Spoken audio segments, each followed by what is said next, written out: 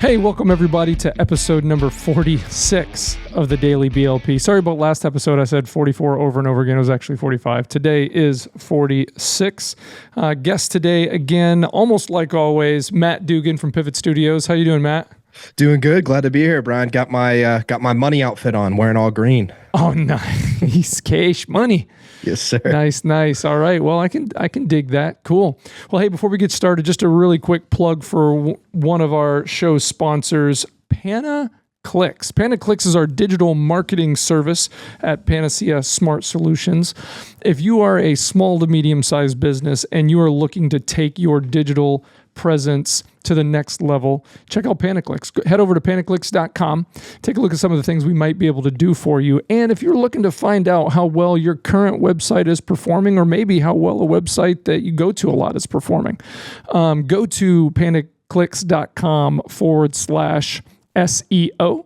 And there's a little fill in the blank spot there. You can put any web URL there and we'll do a quick web health check and you'll get a little feedback on how well it's performing, from speed wise to all kinds of other things. So you don't have to give us any information or anything to do that. But hey, if you want to know how to make your website better, then take the next step and reach out to us via our contact form, or check out the phone number right there on the website. Give us a call. We can help you out. All right, getting into the show.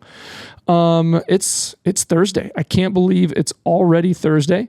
It's one of those weeks that's just flying by, Matt. I don't know about you. Is that kind of how it's going for you too?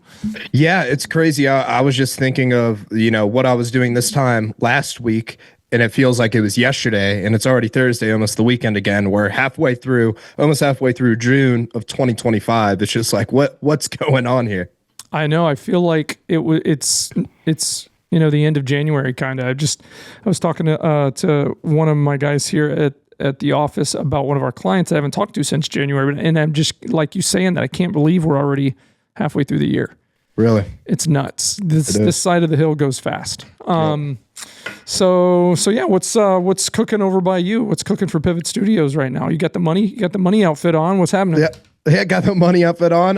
Had some good sales meetings today. Just kind of touched base with some new prospects. Just trying to grow the relationship there, and then other than that, just kind of working on some motion graphics right now for some new shows coming up and things like that. And then that's pretty much it. Got some good calls in the pipeline coming up. We're running a new kind of LinkedIn algorithm that's working well. So just running that right now and chugging along here. Yeah, it's been a good week so far. Like you were saying, it's already Thursday, so it shows me I've been busy because I can't believe it's Thursday. Yeah, man. So you do some motion graphic stuff. What do you use for motion graphics? Yeah, so I'm not really the motion graphic guy. I've got a great team that does that. They mainly use Adobe Illustrator, and then After Effects is kind of the two stack that I'm aware of. I'm somewhat familiar with After Effects. I can do things of that nature, but when it comes to actually drawing and doing things like that, got a great motion designer on our team that takes care of that, because pretty much he's doing like freehand drawing and all that kind of stuff. But from what I'm aware, the Illustrator and then After Effects is mainly the stack for those kind of things. That's cool. We were talking the other day about looking at some AI animation tools and stuff. Are you guys using any of that yet? So not for clients yet. We've been messing around with the Google's VEO for their videos that they create, because what I've been seeing some digital marketing companies do is they're actually, and not even just digital marketing companies, some bigger companies out there that are already using this Google VEO or VEO, I'm not sure how you pronounce it, for actual advertisements, because it's just so intensive. It's so great. It seems like to be working very, very well. And from my understanding, especially for things like clothing companies, instead of going out, finding models, finding a shooter, going and setting all that up, you just create an AI video and put your shirt on them. We haven't used it for clients yet, just because we're not confident enough of the quality for us to be using that as a service. But internally, we've been testing it out, and it's pretty dang cool. Yeah, that AI video stuff is getting there, and it's kind of scary when you think about it. I see some videos, and you have to really kind of pay attention to a couple telltale signs. And the telltale signs I usually see are when certain things that are in the video interact in a way where they like kind of ghost through each other, like someone's hands, or if someone's like shaking hands, their fingers almost kind of mold together. It was this weird. I saw this weird video the other day of like someone made a video. I think it was fake, of like a tidal wave hitting Argentina. And it says, please pray for Argentina. And there's a tidal wave hitting. I'm like, this can't be real. I'm like, is it real? And all of a sudden I look at it's like a way, sky high, like someone was on top of a building filming it. And you see the cars, in the street kind of moving. And then all of a sudden you see like a van pass through a truck. I'm like, okay, that's AI. Yeah. It's definitely. like, but it's crazy. Some of that stuff. Over here, let's see. Today I had a call with a client of ours that it's funny. This client we've had, man, maybe going on 6 months, maybe a little bit longer now, probably a little bit longer. I think they were around fall last year. Not a huge client, but one of those huge potential kind of clients. So they are it's funny, they're a billing company, but they don't do coding. They do kind of some of the other stuff. And we contracted with them to take care of coding for them. So for everybody who doesn't know, coding is when you go to the doctor and someone sees you and maybe they help fix your foot or fix your knee or fix your ear, or fix your head or whatever. There's procedures that are done, whether you're looked at or someone puts a Band-Aid on you. Everything's a different kind of procedure. And those things have codes.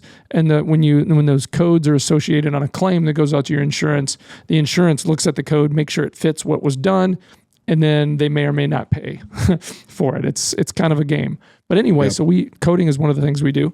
And we contracted to do coding for them. And this is an interesting billing company because what they do, it's just kind of something that I don't know if a lot of people do this, but their deal is they go into hospitals in Mexico and the big vacation spots that have big hospitals, and they handle the billing for any U.S. citizens that have accidents while they're on vacation there and have to go to the hospital, the emergency room, have procedures, have long stays or something, because these things happen. Like someone gets hit by a car, or someone falls off of a bus, or someone falls off the cruise ship. I don't know, but things happen. People get hurt and they got to go to the hospital.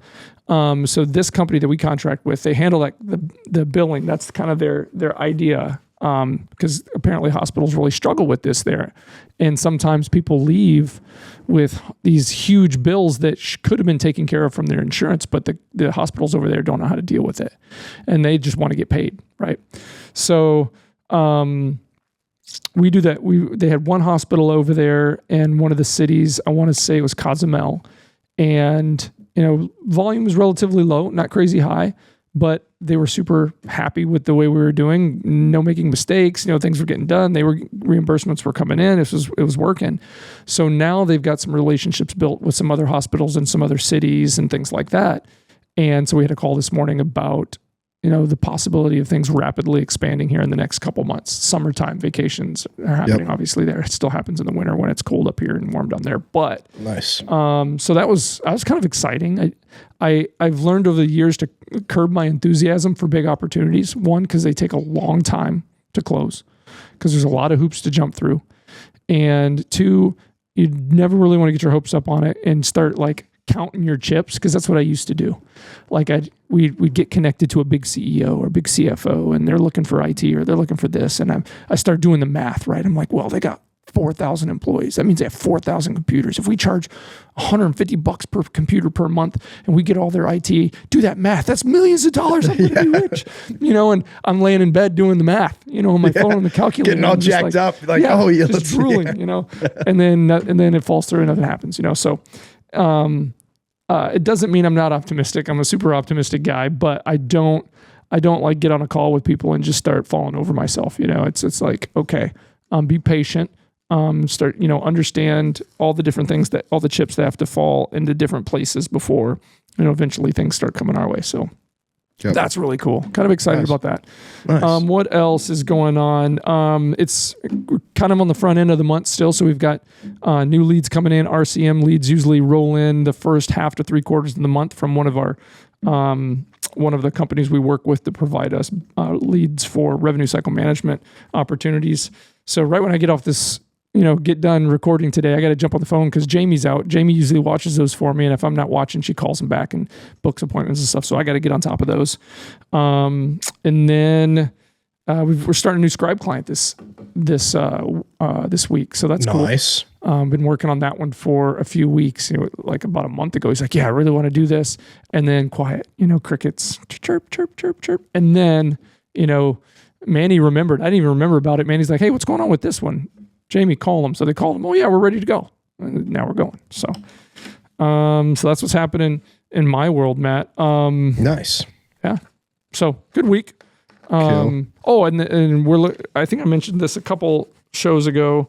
We've got a big project with a client that we used to do everything for, and then they kind of brought things in-house and started kind of doing their own things, hiring some people in the Philippines to take care of their IT and for supporting their end users, and that's going okay. Wasn't a bad breakup or anything. They just kind of looked at the bottom line, what they were paying us, and they're like, hey, what if we employed some people over there? We're going to try this. And so far, so good for them, but they can't do the higher level stuff. So they've got 14 or 15 locations. It's a law firm around Wisconsin, and they need all their firewalls licensing year expires and the hardware's end of life. So they need to replace the hardware and buy new licenses. So that's going to be about a $37,000 project, which should close tomorrow. So that'd be fun. Nice. All right. What is next on the agenda? Oh, so what's going on in the world today? Did you see the flight, the Air India thing that happened? Yeah, I actually just saw, and I don't know if it's completely true because I saw it on Instagram, but it was a video of the only survivor. I guess he jumped out of the plane. That's what I read. That's what I put in the outline for the day's show. I was like, I heard on the way down here, I was listening to some news way down to my office after Arya's basketball camp, and I was like, 242 people on the plane. I thought they all died at first, and then they updated and said that one British Indian citizen actually survived. Like he jumped out of he was at, like sitting next to the exit seat, and I don't know, did he open the door and just like say I'm out? I'm not sure. Yeah, that was just crazy. I just saw a video of these guys like videoing him, and he was just covered in like trees and mud and everything. And I was just like, holy crap, that dude, he survived jumping out the plane. He might have, it's not funny, but he might have plinkoed off some trees right into like a soft landing. Yeah, just hit it perfectly. Talk about some good luck right there. Oh, man. Somebody's on his side upstairs. I tell you what. 100%. Too early to know what happened. It was a 787, that big Boeing plane. I think those Dreamliners have had problems. Yep. Past couple of years, those planes have been known to have some issues. Yep. So, I don't know. I guess I'm glad I'm driving in a couple of weeks. I don't know. I mean, it's one of those things. So many people fly, and there'd have to be so many more plane crashes to catch up. But you're more likely to get hurt in a car crash or die from a car crash than a plane ride. So everybody don't freak out. But that's just, man, that's incredibly. I think the thing about it is kind of like other things that happen in the news, right? When there's like big mass shootings when a lot of people get killed, or a big plane crash, or something happens in a war situation where a lot of people die at once. It's like depending, I think, where people are in their lives, when you just stop and think and breathe for a second, and you think about an instant, how many lives are lost from one situation, it kind of makes you, I don't know, I can't even explain the feeling. It kind of breaks your heart. You know what I mean? Yep. 100%. Definitely. Really does. Because like all those people going about their day, that's not what you expect to happen and the ripple effect that happens when all those lives are gone. It's just crazy. It really is. It's heartbreaking, and prayers go out to all the families affected by that for sure. For sure. I haven't, Manny's in here today. I haven't had a chance to talk to him today to see kind of what the news on that side of the pond is talking about, or how much he knows. But man, incredibly bad situation. So, hopefully we find, I don't even know what to say. Hopefully, I don't even, how do you say hopefully? I mean, it'd be good to find out what happened, obviously, because if it's an issue with the plane that could propagate to other things, then we want to find that out, obviously. But hopefully there was no like foul play or something like that. God forbid. Yep. 100%. Anyway, that's bad news. Any good news that you heard about? Nothing really crazy that I haven't really paid too much attention to the news as of today. Nothing that I've really heard. Trying to think. Yeah, nothing super positive except saw the finals game last night. That's really the only Great other segue, Matt. You did it, Yeah. man. You knocked it out of the park. I was going to do it if you didn't. But good news, the team we're pulling for pulled it out yesterday. Yep. Man, bench scored 49 points. Yeah. So that, and I think they had a better turnover game, obviously, too. And I think the Thunder struggled a bit with that. But when 49-11, they outscored the Thunder's bench.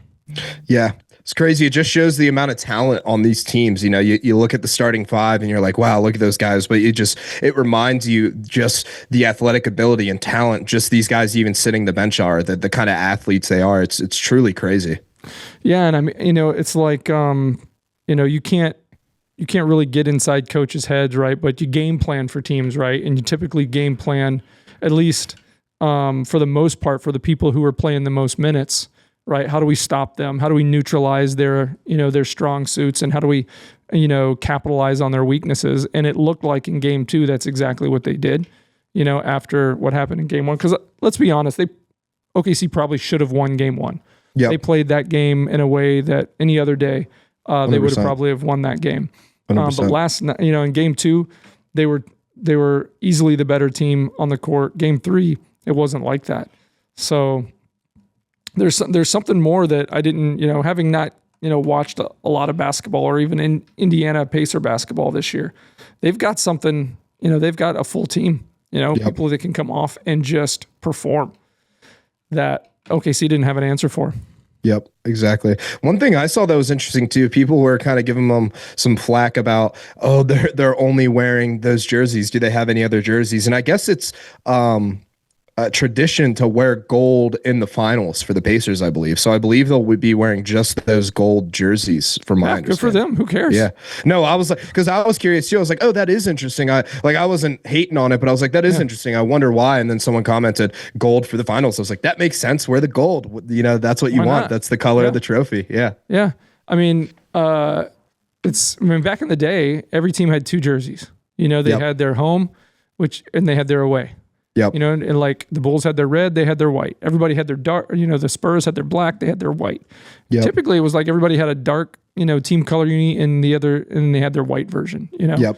And nowadays, depending on the night, it's the logo's different, the jersey's different, the writing's different, what it says is different, and a lot of teams have embraced that, I think. And I think it's pretty cool sometimes, as long as it doesn't get too wacky. I like it in like minor league baseball when they come up with the wacky vanity names and stuff. Yep. Those I love. And it's a little bit different. It makes it more fun. It's more of a kind of down home family feel. And it's a good, I think, and maybe that's what's kind of come up in the big leagues too, is like they do those things, even in MLB. You don't see that too much in the NFL. They usually have, their standard home aways, and then they'll have like their throwbacks, right? That they'll wear sometimes. Usually don't get too crazy with it. But yeah, I think it's cool. And I think it's cool. I haven't even noticed it. But hopefully they wash them. No, they probably get a new set every game. That's the way they do it. It's like, don't forget to wash your jerseys, guys. Yep. That'd be some psychological warfare. It's just smelly jerseys. You're trying to defend them. And he's like, oh gosh. Yeah, like, man, I'm not washing my jerseys until we're out of the playoffs, buddy. Yep. I'm not shaving my mustache until we're out. Yep. Cool. So another, I don't know why I didn't think about this, but did you see Aaron Rodgers sign with Pittsburgh? Yeah, that was, I guess I was out of the loop because I was watching Sports Center, I want to say Tuesday, and I saw that and I was like, whoa, he signed. And yeah, that was crazy. I think they were having like a little mini camp thing going on or something, and he was in it. Yep. So yeah, he's practicing. He's there. He's doing the press conferences with the swag on. So it's official. I mean, he's 41. Yeah. 41. I mean, that an Achilles injury at the age, he was 39 when he had that probably. That's a tough one to overcome because it's just such a hard thing to come back from and have the same explosiveness and strength and stuff. But I mean, I think he takes care of his body and stuff like that. He's not, a complete, slob. He doesn't walk around overweight or anything. And so he might be okay. We'll see. Mike Tomlin and Aaron Rodgers lighten it up. Yep. Yeah, should be interesting. And yeah, I think he just can't go out with last season. So I think he's like, no okay, way. I need something. Yep. That was brutal. I've never seen him play that bad. Yeah, that was crazy. What else? Anything else from the game? That's about it. OKC had 17 turnovers I had here, and they Indiana had a 32-18 run in the fourth quarter. To pull that one out. So, but still, it's not like they blew them out of the water. You know what I mean? It's not like it was a 40-point victory and the OKC just gave up. I mean, Friday they're going to play again in Indiana, and there's going to be a game 5 no matter what. Yep. So, and that'll be back in OKC. So, right, they'll play 4 and 5, 3 and 4 in Indiana, and they go back. And then they go back. OKC. Yep. And it goes 1-1-1, right, for the last 3. They go I believe so. Yeah. I believe so. Yeah. So, yeah, we'll see. I mean, but and here's the thing: if Indiana can pull off game 4 and keep home, hold off home, go back to OKC, they could lose game 5 and they could close out game 6 at home. Yep. So, all right, man. Well, good luck, Indiana. Yep. Let's go. Let's go. Last segment. I didn't have anything really big I wanted to hit off on. We talked about our first home game we had the other day. We got practice tonight. We almost got our first win. That'd have been fun. I'll see what the guys' mindset is tonight. Usually on Thursdays we just do BP and kind of pitching practice. You guys ever play pickle at the end of practices or anything? We haven't this year, but that's a great idea. And that's a great idea. It's the funniest thing. We didn't get a chance pre-season to practice pickles at all. And in our second game, we got it handed to us, but we actually got into a pickle and almost got the guy out. And we played it perfect. Like everybody came in and lined up on both sides, and they just boom, boom, boom, boom, boom, boom. Yep. And we had it going for a good 5 or 6 throws. And we didn't have to scream at the guys what to do. They all kind of jumped to attention, and got in on it. So that was cool. It was cool. Yeah. We got to work on a couple things. We got to work on some base running skills when they get on base. And if they pay attention to me coaching over on third, we can move guys on the bases and get them in scoring position. The trick is they get so excited when they get on base. They're so fired up, especially the kiddos, whether it's a walk or they get a hit, especially the kiddos that they're not used to being there. You know what I mean? So they're super nervous. They're in their own little world. It's like their ears close and their eyes get tunnel vision, and they're not paying attention to me. And they're like, they're either not taking a good enough lead and you can tell they want to steal and I didn't send them, or, they're kind of like lollygagging. But I've got to do some repetition base running drills. I think, if I can tonight, I'll have the coaches work with them on that while I do throw some BP, unless I can get one of the other coaches that may be there to throw.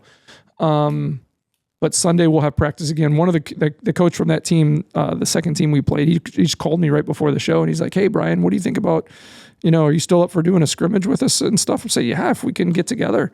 He's like, "Sunday, can you do Sunday night?" I go, "We practice at 6:00. He's like, "Can you come out by us?" And they're like a half an hour away. I'm like, "I can try. I can message all the parents, but I don't know. They're not used to having to, travel on a Sunday night he would want to do it at 5:00. And I go, "That's an hour earlier than we normally go." I said, "But we got lights. He doesn't have lights out by his field." I said, "We got lights. I can control them. I can turn the scoreboard on. If you want to do 6:00 out by us." And so he's going to check and see it. I think that'd be fun. Just the more experience we can get in getting game scenarios, the better. So that'd be fun. I could try a lot of different guys out at the mound that I normally wouldn't want to put in that position in a game because they'd get lit up with never having done it before. So that'd be awesome if we could do that. So we'll see. But anything else? Anything life related going on good with you, Matt? That's noteworthy. Nothing too new. No, just starting to enjoy the warm weather out here in Colorado Springs. This will be my first spring summer here, so pretty cool being out here in the warm weather. Might try this upcoming within a few weeks. Try this one thing called the Manitou Incline, which is these stairs in the middle of this mountain that goes miles and miles up. So that might be something I do. But other than that, nothing like really. torture. Yeah, it sounds like it, but it's a rite of passage in Colorado to say you've done it. So it's like I got to do it. But you get like a patch. Yes, exactly. Put a patch on a hat or a pin. Exactly. Yeah. Have you been? Have you gone up Mount Evans yet? I've not outside done of that. Denver? No. Nope. I've So not done apparently it's the highest mountain you can drive up to a certain point, and then there's like another 200 or 300 feet that you can kind of hike up to get to the top. Nice. It's only like a half an hour outside of Denver. Okay. I know you're not in the Denver area, but that's one that's cool, and it doesn't take like a lot of like prep. Like you got to get a lot of things ready. But it's definitely an elevation change. I mean, when Manny and I did it a few years ago, we flew out to Denver, rented a car, and we had to go into Wyoming for a meeting. But the day before, we're like, let's go up a mountain. We're in Colorado. Yeah. And we don't know how to hike. We don't have anything. We're, flat footers. So we found this thing, we saw this thing in the hotel room, drive to the toppest point in your car and walk. Okay, let's do it. So we went out there and, switchback. And it wasn't crazy busy. And, didn't really feel it right away on the way up, but so we got up there and I had just fallen off my roof a couple weeks earlier, and that's a whole different story. But Jeez, so I had a torn up knee and some broken bones in my foot, so I was wearing one of those big stabilization boots, Yeah. And so we drove and got out, and you kind of got to walk up these rocky crags to get to the top point. And even on the way there, there's some little spots where you can stop, and there's some little parks, and you can walk to the edge, and there's no rails. You walk to the edge of these big old rocks, and you can just I better not slip, or there better not be a gust of wind, because I am donezo. And so we're doing that and taking pictures, and I'm like sitting on the edge of these rocks and have my feet dangling with my my broken foot boot, and it's like thousands of feet down, and I'm texting this to my wife, and she is freaking out. She's like, what are you doing? Get back in the car. She calls me right away. I'm like, it's okay, I'm being careful. She's like, no, you're not being careful. So but ended up getting to the top of the thing, and it was cool. It's definitely worth the little trip. It's nothing where you can say you're like special because you've done it, but it's definitely a cool sight to go see that it doesn't cost a lot of money to do. Yep. So just being up there, that view, it's just spectacular. And you can only do it up until like mid to late September, I think it would be. I can't remember. Whenever the temperatures get low enough and the weather gets bad enough at that elevation where they don't allow cars up that high anymore. Yep. So that was a fun one. So that's something you can do that now that you're a Coloradian. I think it's one of those three. I'm not sure. Cool. Any more camping trips coming up? You gonna do any more of that? Nothing planned. I would like to. It's about an hour outside of the Springs. There's these sand dunes that are very cool. You can kind of go and camp out there. So I think we have a plan to do that at some point, but nothing really stamped down in the calendar. Had some big travel throughout May, early June. So kind of taking June, this opportunity to kind of just stay at home, take care of things around here and stuff like that. So nothing too big planned, but definitely want to get out to the sand dunes here before the summer ends for sure. That's cool. Yeah, June's a crazy month. It's like half of my family have their birthdays in June. Two of my daughters and my wife are all June birthdays. And so it's like birthday parties and birthday presents and birthday cakes. And it's like you can't eat healthy because everybody wants this big meal and cake and stuff. And you can't save money because everybody wants presents and wants to go do things and have parties to pay for. And you can't go do other things because you got to do things around the party. So it's fun. It's cool. And it's all in 1 month. So it's not so bad. Like I'm in January, Dex in February, Mila's in March, January, February, March, and then the rest of the ladies there in June, and then, all the other holidays. So Yep. Cool. Well, that's all I got for today. If you don't have anything else, I think we can call it a wrap for episode number 46 of the Daily BLP. This has been good. Awesome. Hey, thanks, Matt, for joining us a little bit earlier for the recording of the show today. And we'll call it quits, and we'll see everybody tomorrow. Sounds good. Take care, everybody. Bye-bye.